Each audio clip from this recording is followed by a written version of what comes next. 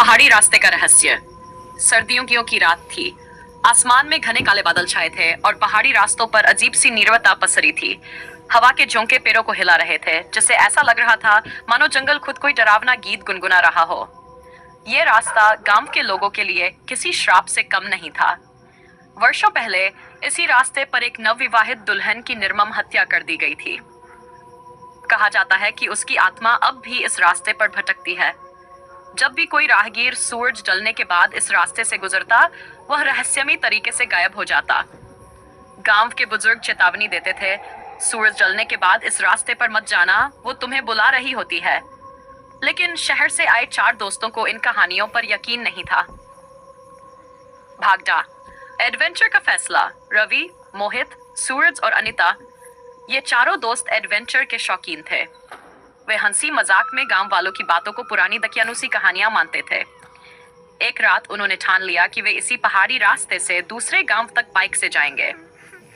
Ravi bike चला रहा था और बाकी तीनों हंसी मजाक कर रहे थे। जैसे जैसे वे जंगल में घुसे, रास्ता अजीब सा लगने लगा। जिंगरों की आवाज बढ़ गई थी और हवा पहले से भारी हो गई थी। अचानक उनके सामने रास्ते पर एक बूढ़ी औरत खड़ी थी। उसने फटे पुराने कपड़े पहने थे और उसके सफेद उलझे हुए बाल उसके चेहरे पर लटक रहे थे। बेटा, इस रास्ते से मत जाओ, उसने धीमी कांपती आवाज में कहा। यहाँ बहुत बुरा साया है। मोहित हंस पड़ा। बूढ़ी अम्मा, हमें मत डराओ, हम भूत प्रेत पर विश्वास नहीं करते। बूढ़ी औरत ने ठंडी सांस ली और धीरे धीरे अंधेरे में विलीन हो गई। अजीब औरत थी, अनीता ने कहा, लेकिन उसकी आवाज में हल्की घबराहट थी। भाग जंगल के बीच फंसे। जैसे जैसे वे आगे बढ़े, माहौल और डरावना होता गया। पेड़ों की टहनियां अजीब तरीके से हिल रही थी, जैसे कोई उन पर निगाह रखे हुए था। अचानक बाइक खुद ब खुद रुक गई। रवि ने कई बार स्टार्ट करने की कोशिश की, लेकिन इंजन ने जवाब दे दिया। तभी मोहित ने कुछ महसूस किया। कोई अदृश्य ताकत उन्हें देख रही थी। सूरज ने धीरे से कहा, शायद हमें पैदल ही चलना चाहिए, बाइक अब आगे नहीं बढ़ेगी। चारों ने हिम्मत जुटाकर पैदल चलना शुरू किया, लेकिन जितना वे आगे बढ़ते, उतना ही उन्हें लगता कि कोई उनके पीछे पीछे चल रहा है। तभी झाड़ियों के बीच से किसी के सिसकने की आवाज आई। कौन है? अनीता ने डरते हुए पूछा। कोई जवाब नहीं आया, बस सिसकियों की आवाज तेज होती गई। मोहित ने मोबाइल की टॉर्च जलाकर झाड़ियों की तरफ रोशनी डाली। तभी झाड़ियों के पीछे एक अधजली दुल्हन बैठी थी। उसकी आंखों से खून बह रहा था और उसके होठों से दर्द भरी सिसकियां निकल रही थी। चारों के पैरों तले जमीन खिसक गई। भागजौ व आकृति धीरे धीरे उठने लगी। उसके पैर जमीन पर नहीं थे, वह हवा में तैर रही थी। तुम यहाँ क्यों आए? तुम्हें भी मुझसे मिलना है क्या? उसकी आवाज चारों दिशाओं में गूंज उठी। चारों दोस्तों ने दौड़ लगा दी, लेकिन रास्ता कहीं नहीं दिख रहा था। ऐसा लग रहा था जैसे जंगल घूमकर उन्हें वहीं वापस ला रहा हो। तभी अचानक मोहित की चीख सुनाई दी।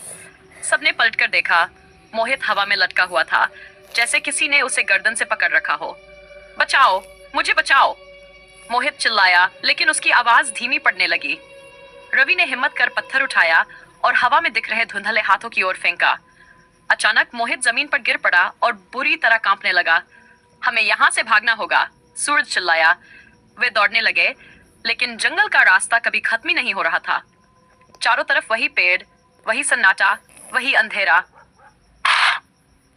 मौत की गुफा। भागते भागते वे एक गुफा के पास पहुंचे। अंदर से किसी के मंत्र पढ़ने की आवाज आ रही थी। गुफा में एक बूढ़ा साधु बैठा था। उसने चारों को देखा और कहा, तुम लोग गलत जगह आ गए हो, वह आत्मा अब तुम्हें छोड़ेगी नहीं। रवि कांपते हुए बोला, बाबा हमें बचाओ। साधु ने राख से एक ताबीज बनाया और उन्हें दिया। इसे पहन लो और बिना रुके दौड़ो, पीछे मुड़कर मत देखना, वरना तुम इस दुनिया में नहीं रहोगे। चारों ने ताबीज पहना और दौड़ पड़े, लेकिन तभी वही सिसकियों की आवाज हवा में गूंज उठी, तुम जा नहीं सकते। अचानक पीछे से तेज आंधी चली और चारों हवा में उठने लगे। तभी सूरज ने हिम्मत करके ताबीज जमीन पर फेंका और जोर से चिल्लाया, हम तेरा कुछ नहीं बिगाड़ना चाहते, हमें छोड़ दे। अचानक सब कुछ शांत हो गया। चारों जमीन पर गिर गए और सूरज की पहली किरण ने जंगल को छू लिया। वह भूतिया औरत जलने लगी और कुछ ही पलों में राख में बदल गई।